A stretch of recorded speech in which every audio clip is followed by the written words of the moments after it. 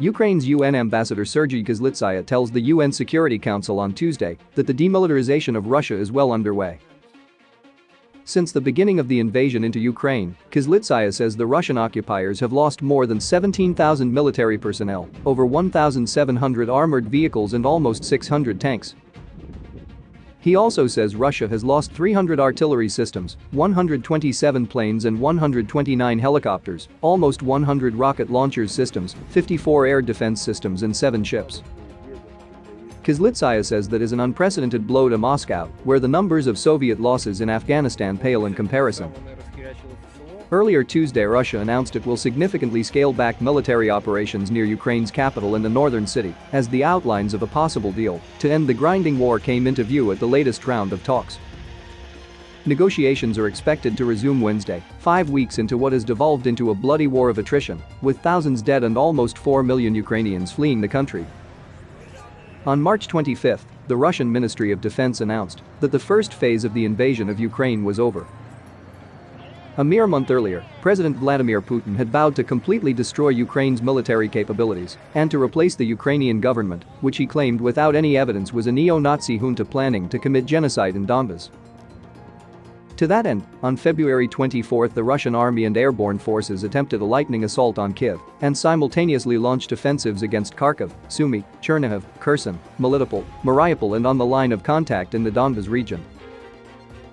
The subsequent month of unexpectedly vicious high-intensity combat has seen Russian forces fail to take all the cities, with the exception of the smaller southern cities of Kherson and Melitopol, which fell in the first days. In return, the Russian army has taken extremely heavy losses. The new announcement by the Russian government is a direct response to these failures. It is an admission that, at least for now, Russia cannot return Ukraine to its control by force. Instead of regime change, denazification according to Russia, the new claim is that Russia's goal is a more limited focus on taking territory and destroying Ukrainian forces in the Donbas. This is a serious crisis for President Putin's regime. To justify the special military operation against Ukraine, he has used extreme rhetoric and baseless claims of neo-Nazism and genocide in Ukraine for months. Since the invasion began, ordinary Russians have been presented with a barrage of Z-themed pro-war propaganda, patriotic speeches and rallies designed to stir patriotic fervor. During the first few days, when Russian leaders still assumed they would quickly defeat Ukraine, Russian state media carried pronouncements that President Putin's invasion had reshaped the world order and put an end to both the Ukraine question and a unipolar United States-led, NATO-dominated world. Perhaps even more importantly, Russia's military power and history, both conventional and nuclear, are a cornerstone of national identity and national pride, and Russians have long looked down culturally and politically on Ukraine and Ukrainians. All of this makes the current situation extremely difficult for the Russian government to explain to its people. In the information climate carefully created by the Russian government for its people, how could the mighty Russian military have failed to destroy the much weaker Ukrainian army? How can a supposedly high-tech special military operation that would be conducted in a short time by elite forces have led to tens of thousands of dead, wounded and captured Russian troops and more than 2,000 destroyed Russian vehicles?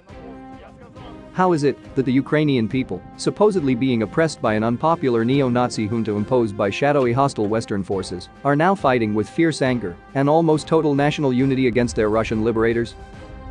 Most of all, how can the Russian government, supposedly a nuclear superpower and the self-proclaimed heir of the victory over Nazi Germany in 1945, make a ceasefire deal that leaves the supposedly genocidal, neo-Nazi Ukrainian government in power? By creating a narrative justification for the invasion that was completely divorced from reality, the Russian government has created a situation where almost any possible outcome to the war now will be extremely hard to justify to its own people. Russia needs a ceasefire soon, however, because the current rate of equipment and personnel losses is not sustainable, and in any case, they are making little meaningful progress except in the east. In fact, in the past week, Ukraine has retaken significant territory around Mykolaiv and Kherson in the southwest, around Irpin and Makarov to the west of Kyiv and Trostyanets to the east of Kyiv. With each passing day, the Ukrainian hand in the ongoing ceasefire negotiations becomes stronger rather than weaker. In this context, the Russian announcement of a new phase of the war that will focus on the Donbas has two purposes. Firstly, it represents a pragmatic military strategy. The Donbas is the part of Ukraine where Russian forces stand the best chance of achieving major military successes. They are attempting to concentrate sufficient forces to break the Ukrainian defense line along the Donets River and have gained important ground around Izium in the past week. It makes sense to prioritize overstretched forces where they have the best chance of achieving tangible results, which will improve their bargaining position in ceasefire talks. Secondly, this is the start of an effort to moderate the expectations created by the completely unrealistic view of the war that the Russian government has fed its people.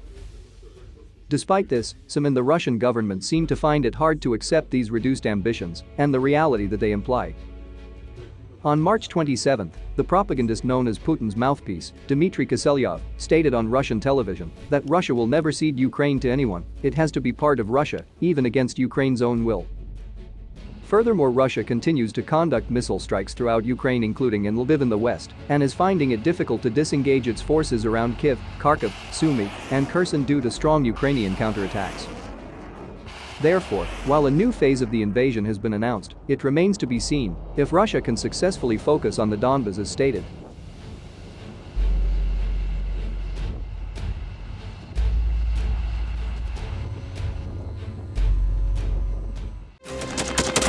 Thanks for watching, and don't forget to subscribe.